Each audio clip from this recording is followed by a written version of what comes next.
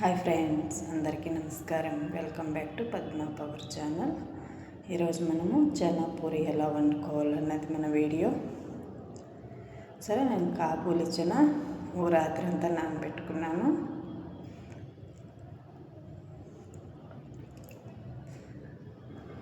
అదే వాటర్ని కుక్కర్లో వేసుకుంటున్నాను. ఒక బంగాళాదుంపనిలో మంచిగా కడుక్కొని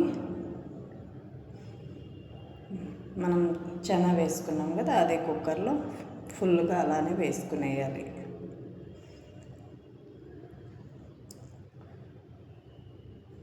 కొద్దిగా ఉప్పు వేసుకున్నాము. కట్ చేసి వేసుకుంటే ఎక్కువ ఉడికిపోతుంది బంగాళాదుంప అన్నది. అలా ఫుల్గా వేసుకుంటే మళ్ళీ మనకు మంచిగా యూజ్ అవుతుంది. అందుకోసమే నేను ఫుల్గా వేసుకునేసాను. ఇప్పుడు కుక్కర్ క్లోజ్ చేసి 5 విజిల్ వచ్చేంత వరకు ఉడికించుకోవాలి. సరే, ఇప్పుడు ఉడికిపోయింది. కాబూలి చనా అన్నది తొందరగానే ఉడికిపోతుంది. సరే, బంగాళాదుంప కూడా ఎలా ఉందో ఇప్పుడు మనం ఏమేమి కావాలని చూద్దాం. ఉల్లిపాయ, అల్లం, టమాటో. నేను వెల్లుల్లి వేయలేదు. నేను ఎండుమిరపకాయలు వేసుకుంటున్నాను.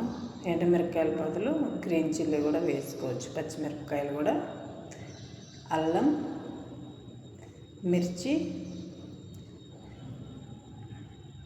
అల్లము, ఉల్లిపాయ, రెడ్ చిల్లీ గ్రైండ్ చేసుకునేసాను కదా.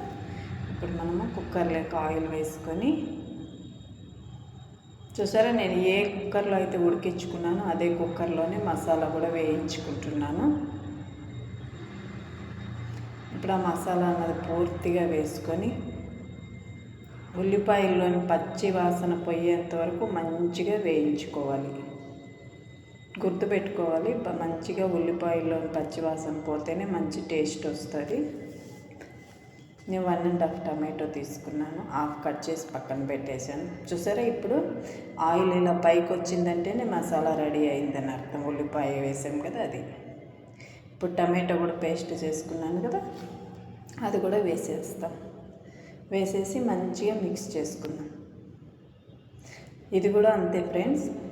ఈ టమాటో వేసిన తర్వాత కూడా మనము టమాటో ప్యూరీ వేసిన తర్వాత కూడా మంచిగా పచ్చి వాసన పోయేంత వరకు వేయించుకోవాలి.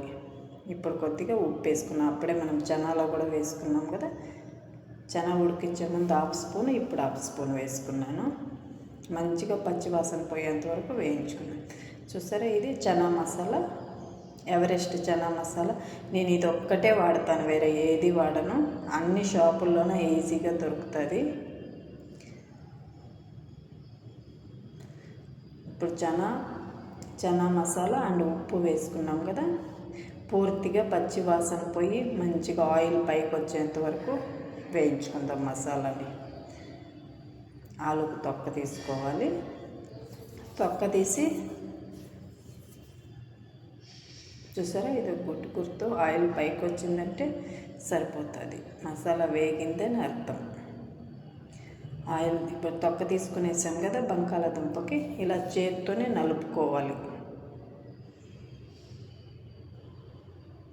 చూసారా, మనం అది ఫుల్ బంగాళాదుంప వేసుకోవడం వల్ల ఇలా నలుపుకోవచ్చు. చూసారా, ఆయిల్ అంతా పైకి వస్తుంది కదా మన మసాలాలో నుంచి. ఇప్పుడు మనం ఉడికించుకున్న చనా బంగాళాదుంప వేసుకునేస్తాం. చాలా సింపుల్ ఫ్రెండ్స్, చాలా టేస్ట్గా కూడా ఉంటుంది. పూరీకి బాగుంటుంది. పూరీనే కాదు, బిర్యానీ, పులావ్, చపాతీ, రైస్ లేక్ కూడా చాలా బాగుంటుంది. ఇప్పుడు నేను కొద్దిగా కస్తూరి మేతి వేసుకుంటున్నాను. ఇలా చేత్తో నలిపి వేసుకుంటే ఫ్లేవర్ అన్నది బాగుంటుంది. అన్నీ వేసేసాము. ఇప్పుడు మంచిగా మిక్స్ చేసుకొని, చూడండి, నేను మసాలా అంతా వేసిన తర్వాత చనా వేసుకొని ఇంకొక 2 విజిల్ వచ్చేంత వరకు ఉడికించుకుంటాను. అప్పుడు మన చనాలకి మసాలా అంతా పోయి చాలా మంచి టేస్ట్ వస్తుంది. ఇప్పుడు మనం పూరీకి కొద్దిగా మైదా వేసుకున్నాను. ఒక 1/2 స్పూన్ అంత రవ వేసుకున్నాను నేను. బాంబే రవ అంటారు కదా, అది. ఇలా వేసుకోవడం వల్ల ఆయిల్ ఎక్కువ లాగదు ఫ్రెండ్స్. గోధుమ పిండి, ఉప్పు కొద్దిగా మంచిగా మిక్స్ చేసుకుందాం. చపాతీ పిండిలాగా కాకుండా కొద్దిగా గట్టిగా కలుపుకోవాలి. సరే, ఎంత గట్టిగా కలుపుకున్నాను. ఓ పక్క మనము ఆయిల్ వేడి చేసుకుందాం. ఆయిల్ వేడి అవుతూ ఉంటుంది కదా, పూరి ఒత్తుకుందాం. పూరి ఎప్పుడు కానీ ఇలా ఆయిల్ వేసే ఒత్తుకోవాలి, పిండితో ఒత్తుకోకూడదు. కింద టచ్కి పిండి వాడకూడదు, ఆయిలే వాడాలి. చూసారా, ఇలా ఒక్కొక్కటి వేసి ఎప్పుడు కానీ మనం పూరి వేసిన తర్వాత అలా ఒత్తాలి. ఒత్తినప్పుడే మన పూరి అన్నది మంచిగా ఉబ్బుతుంది.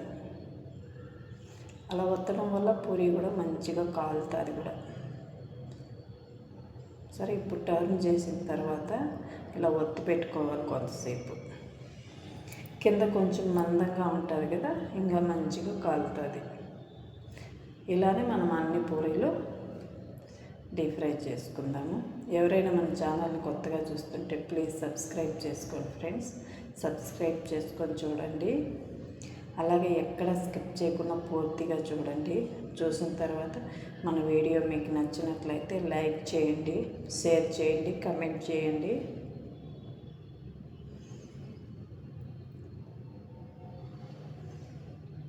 ఇంకొకటి, మనం పిండి కలిపిన తర్వాత మనము ఎన్ని పూరీలు చేయాలనుకుంటుంటామో అన్ని పూరి బాల్స్ ఫస్ట్ రెడీ చేసి పెట్టుకోవాలి.